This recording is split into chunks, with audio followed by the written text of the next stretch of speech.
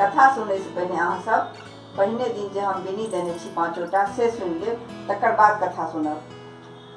चारिम दिनक कथा में सती कथा से हम सुना रहल छी। ईश्वर सृष्टि करबाक इच्छा से पहिने भगवान विष्णु, तखन महादेव आ अंत में ब्रह्मा के रूपे अवतार देलनि। ब्रह्मा के सृष्टि करबाक भार भेटल।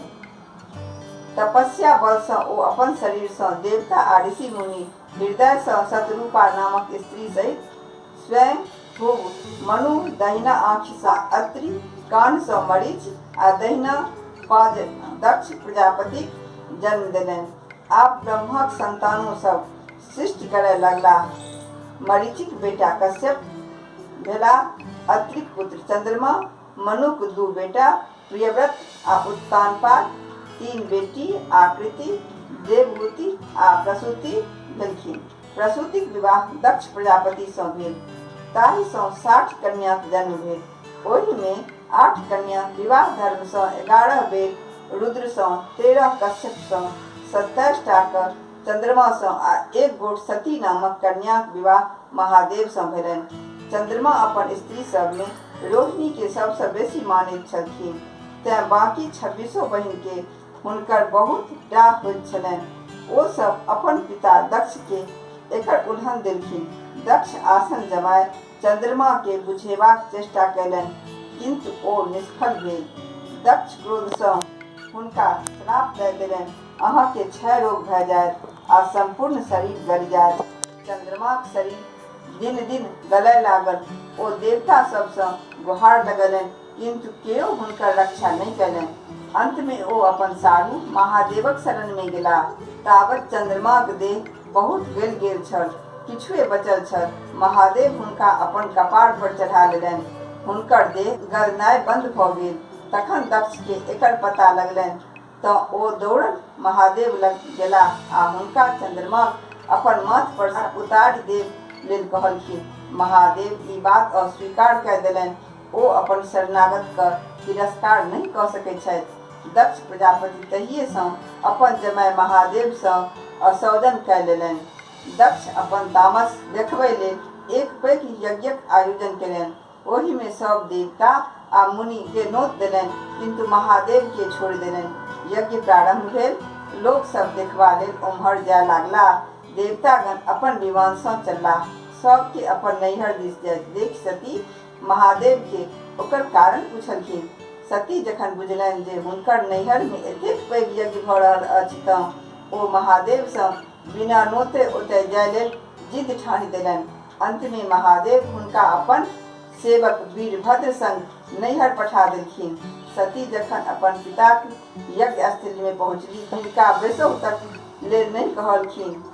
सब हिनका दिस ताकि ताकि कनखुसकी करय लागल। अंत में जखन सती सब देखैत देखैत आ महादेवक निंदा सुनैत सुनैत असहाय भऽ गेलनि, तखन सती धधकैत यज्ञ कुंड में कूदि आत्मदाह कऽ लेलनि। स्वाभाविक छल जे हुनका संगी वीरभद्र ओतय भारी उत्पाद मचाबय लागल। दक्षक गर्दन काटि देलक, यज्ञ मंडल के तहस नहस कऽ देलक, देवता आ मुनिगण के मारि भगौलक। महादेव के जखन पता लागल तऽ ओहो ओतय पहुँच गेला। हुनका क्रोध में देख देवता सब कर जोड़ि क्षमा प्रार्थी भेला। ओ सब कहलखिन जे अहाँ के अपमानित करबाक दंड दक्ष पाबि गेला। आब यदि यज्ञ संपन्न नहीं होयत तऽ संसारक अनिष्ट भऽ जायत आ बिना यजमानक जीने यज्ञ कोना होयत, तें हेतु आप कहुना हिनका जियौ। अंत में औढ़रदानी महादेव पसीज गेला आ यज्ञ में बान्हल बकरीक मूड़ी काटि दक्षक धड़ पर बैसा देलनि। ओ पुनः जीवित भऽ बोबो करय लगला। महादेव के हुनकर नव बोली बड़ प्रिय लागल। तहिए सँ लोक महादेवक पूजा अंत में बोबो बू करैत अछि। दक्षक यज्ञ समाप्त भेल, किंतु महादेव बताह भऽ गेला। ओ सतीक सबके अपन कान पर लेने जतय ततय बौआ लगला, किंतु भगवानक ई स्थिति जखन नहीं देखल गेलनि, तखन ओ अपन चक्र सँ सतीक सबके काटि काटि खसबय लगला। सतीक अंग सब जतय जतय भूमि पर खसल से सब सिद्धपीठ भऽ गेल। विष्णु महादेव के परामर्श देलखिन कि जे ओ कठिन तपस्या करत सती जखन पुनः जन्म लेथिन तखन ओ हुनका प्राप्त भऽ जेथिन। महादेव तखन कैलाश छोड़ हिमालयक घनघोर जंगल में जाय तपस्या में लीन भऽ गेला। ई भेल एक सती कथा। अब दोसर कथा चारिम दिन में पतिव्रताक कथा। पतिव्रता स्त्री होइत अछि। ओ केहन स्त्री होइत अछि से हम सुना रहल छी। एकटा राजा के दू कन्या छलखिन, पहिल कुंवरव्रता आ दोसर पतिव्रता।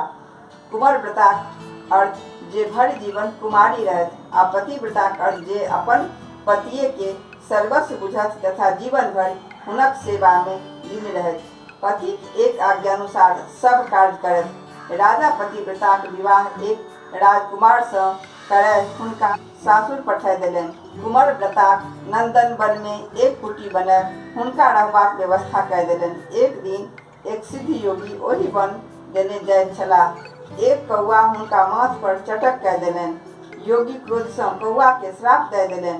कौआ जरि कय भस्म भऽ गेल।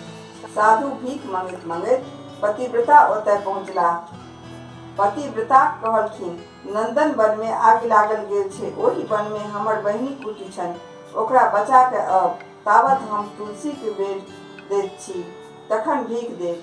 साधु हुनका डरौथिन, हमरा जँ शीघ्र भिक्षा नहीं देब तऽ श्राप दय देब। ताहि पर पतिव्रता कहलखिन, हम कौआ नहीं छी जे अहाँक श्राप सँ भस्म भऽ जायब। ई सुनि साधु अवाक भऽ गेला जे स्त्री हमरो सँ बेसी सिद्ध अछि। बाबाजी तुरंत नंदन बन गेला। ओतय ओ देखलखिन जे समस्त वन में आगि लागल छै, खाली कुंवरव्रताक कुटी पतिव्रताक प्रभुत्व सँ बचल छै। बाबाजी तखन कुंवरव्रता सँ कहलथिन, अहाँ भरि जन्म कुमारी रहि के तपस्या केलहुँ किंतु अपन कुटी के नहीं बचा सकलहुँ। अहाँक कुटी पतिव्रताक प्रभाव सँ बचल, तेँ ई सिद्ध भेल जे कुंवरव्रता सँ पतिव्रता पैघ होइत छथि। ई सुनि कुंवरव्रता निश्चय केलनि जे ओहो विवाह कय पतिव्रता बनि जेती। भोर भेला पर जाहि पुरुषक दर्शन हुनका सबसँ पहिने होइतनि तिनके सँ ओ विवाह कय लेती। भोर भेला पर हुनक प्रथम नजरि एक कुष्ठ रोगी पर पड़ल। ओकर शरीर कुष्ठ सँ गलल जाइत छलैक, तैयो ओ निश्चयक अनुसार ओकरहि अपन स्वामी बना लेलनि। ओकरा अपन कुटी में आनि ओकरा सेवा करय लगली। दिन रात स्वामीक सेवा करत, किंतु स्वामीक रोग बढ़ले जानि। अंत में एक दिन हुनकर पति कहि देलनि जे आब अहाँ बेसी दिन नहीं जीब, तेँ हमरा तीर्थ करा दिअ। ओ अपन पति के ढाकी में लय माथ पर उठाय विदा भेली। रास्ते में एकटा ऋषि सूली पर लटकल तपस्या करैत छलाह। पतिव्रता जखन अपन माथ पर सँ ढाकी उतारय लगली तऽ ऋषि के डाँड़ में चोट लागि गेलनि। हुनक समस्त शरीर कनकनाय लागल। ऋषि हुनका श्राप देलखिन, जाहि स्वामी लेल तो ऋषि के एतेक कष्ट पहुँचौलनि से स्वामी सूर्योदय सँ पहिनहिए मरि जेथुन। ई सुनि हुनका बहुत दुख भेलनि आ ओ ओहि ठाम बैसि कय भगवान सूर्यक व्रत करय लगली। ओ पहिनहियो ततबा तपस्या केने छलीह जे हुनका विधवा होमय असंभव छल। महात्माक श्राप सँ पति मरि तऽ गेलखिन, किंतु सतीक तपस्याक प्रभाव सँ ओ फेर जीव उठलखिन आओर हुनक शरीर पूर्ण स्वस्थ भऽ गेल। एहि तरहेँ सती कतेको महिमा देखल गेल अछि। तेँ हेतु सती, सीता, सावित्री, अनसुईया, बिहुला आदिक गुणगान एखनहु धरि होइत अछि। यदि कोनो स्त्री मन सँ अपन पतिक सेवा करैत छथि तऽ हुनका कोनो तरहक क्लेश नहीं होइत अछि। ओ सती, सीता, सावित्री जकाँ अमर बनि जाइत छथि। ई छल चारिम दिन का कथा, पतिव्रता स्त्री कथा समाप्त भेल। फिर हम आगे पाँचों बिन्नी के सारांश छोटका से हम सुना रहल छी।